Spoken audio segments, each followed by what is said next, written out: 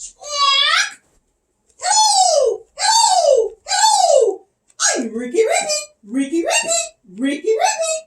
My color is green! Don't smell my feet! Ouch! Hey, we've got another great Bible story today.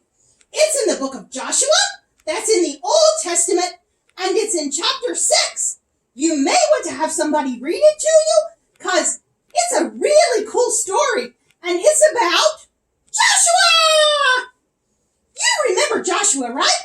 He and his buddy Caleb were in the land that God had promised to the Israelites, and they came to a city called Jericho.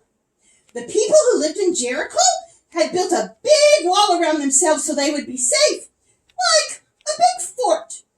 But God had other plans for Jericho.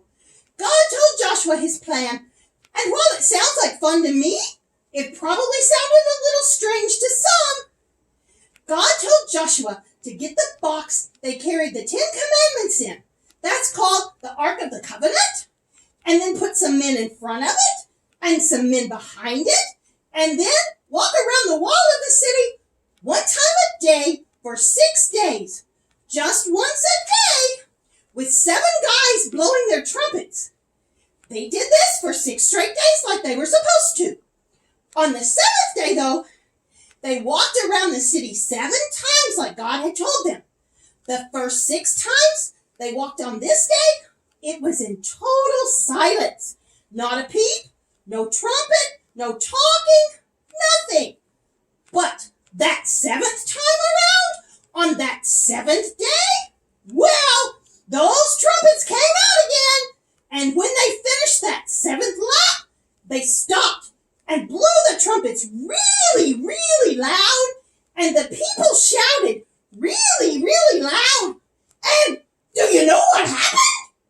The walls all fell down, just like that. They all tumbled down, and Joshua and his people just walked right in and took over.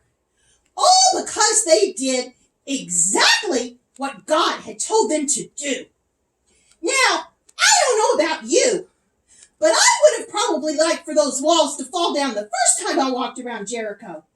But God had a specific plan, and Joshua committed himself and his people to that plan. Committed means he stuck to the plan. He didn't give up. He kept pushing on. Joshua's commitment to God is what made him a hero. He even got a song out of it. Joshua fit the battle of Jericho, Jericho, Jericho, and the walls came a-tumbling down. Well, something like that. We can be like Joshua. We can be committed to doing what God tells us to do. Walls probably won't fall down when we walk by, and we may not get our own song, but what's important is having that, sticking to it, that commitment to do what God wants us to do. Isn't that a great story? I love stories about Joshua. But I gotta go now. I'm Ricky Rippy.